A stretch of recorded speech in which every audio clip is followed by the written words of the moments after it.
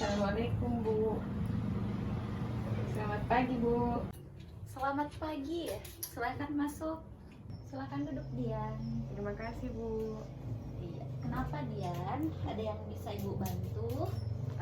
Iya Bu, saya mau menceritakan sesuatu Bu. Coba ceritakan apa yang menjadi alasan kamu ke ruangan Ibu.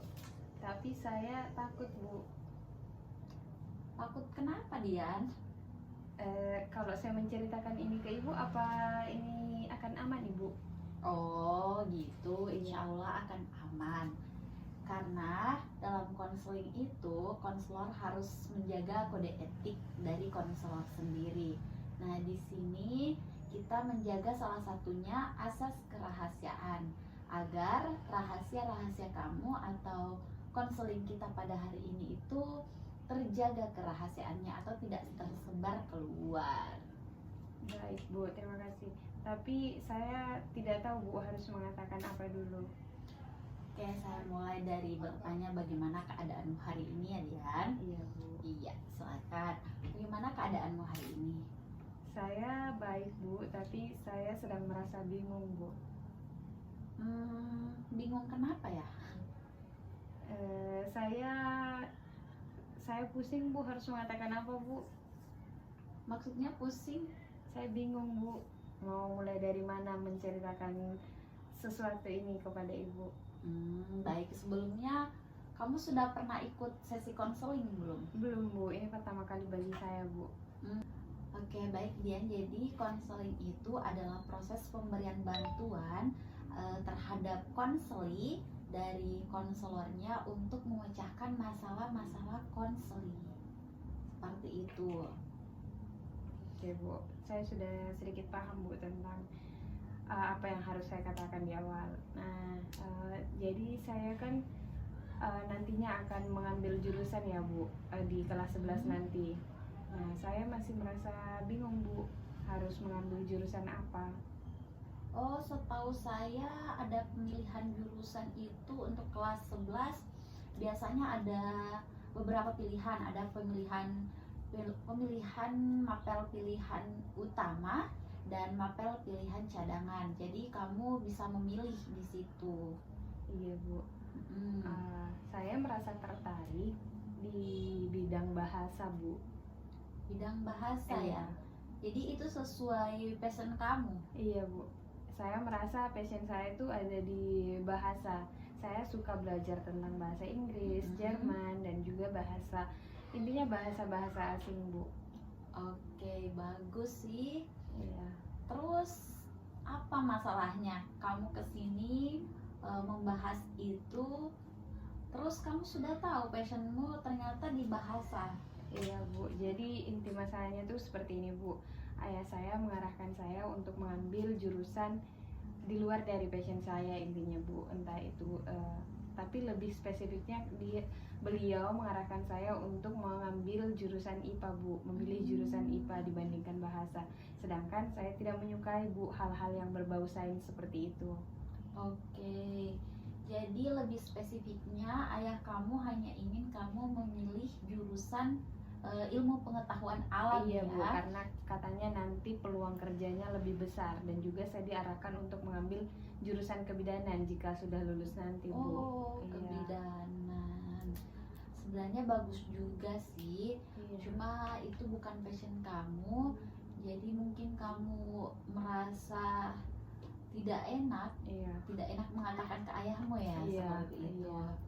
Oke, Ibu paham tentang masalahmu. Jadi begini, tadi kamu berkata kalau ayah kamu itu tidak akan setuju kalau kamu masuk di jurusan bahasa. Nah, memangnya kamu tahu dari mana kalau ayah kamu itu tidak setuju?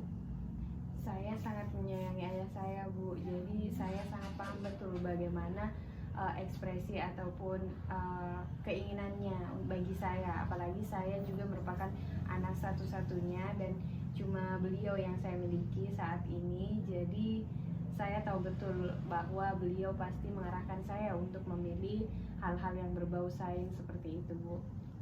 Lah, Apa kamu sudah mencoba untuk mengatakan ke ayah kamu kalau kamu itu sebenarnya ingin milih bahasa? Belum Bu, makanya itu Bu, saya merasa ada beban di pundak saya merasa terbebani akan hal tersebut, karena seperti yang saya bilang Bu, saya sangat menyayangi beliau sehingga saya tidak ingin beliau itu kecewa terhadap pilihan saya. Oh, jadi sebenarnya di sini masalah kamu itu kamu cuma tidak tahu untuk mengungkapkan perasaan kamu ke ayah kamu. Iya. Kalau kamu itu tidak mau masuk ke jurusan IPA, kamu hanya ingin masuk ke jurusan yang berbau bahasa. Iya. Seperti itu ya. Iya Bu. Oh, oke. Nah, dalam konseling itu ada satu strategi yang dapat digunakan untuk mengatasi masalah yang seperti kamu ini, Dian. Apa Bu strateginya yang bisa saya lakukan ke depannya? Ya, salah satu strateginya itu latihan asertif atau assertive training. Oke. Hmm. Penjelasannya itu seperti apa Bu, assertive training itu? Nah, dalam konseling terdapat beberapa teori-teori. Nah, salah satunya itu behavioristik atau pendekatan behavioral. Berarti ini tentang kebiasaan kalau Iya, gitu ya. jadi pendekatannya itu menitik beratkan tentang tingkah laku kamu. Seperti itu. Oke.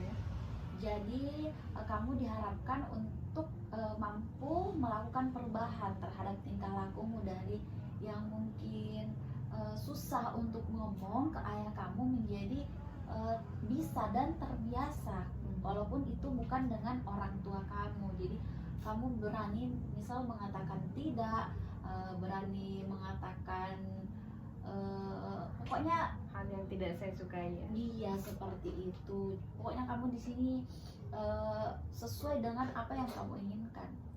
Oke. Jadi sekarang itu kan Bu ada istilahnya people pleaser. Nah, jadi ini intinya saya tidak menjadi seorang people pleaser atau orang yang selalu mengiyakan ya Bu. Saya Iya. harus menyuarakan pendapat saya. Iya seperti itu. Baik Bu. Nah, jadi tadi kita bahas tentang assertive training itu ya Bu. Iya. Nah, langkah-langkahnya itu seperti apa Bu kalau boleh tahu? Oke, langkah-langkahnya itu sebenarnya gampang.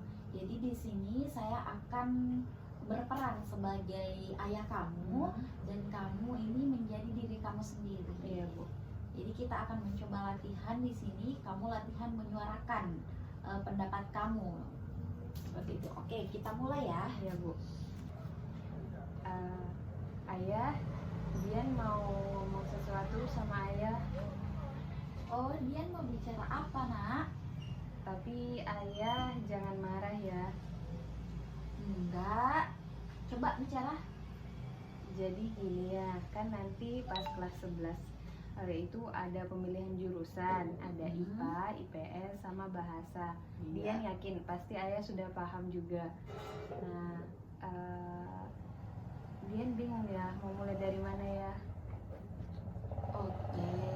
Kok bingung? Kan ayah udah bilang kalau kamu itu harus masuk di jurusan IPA karena nantinya kamu harus menjadi seorang bidan. Tapi gini ya, Dian pengen masuk jurusan bahasa ya.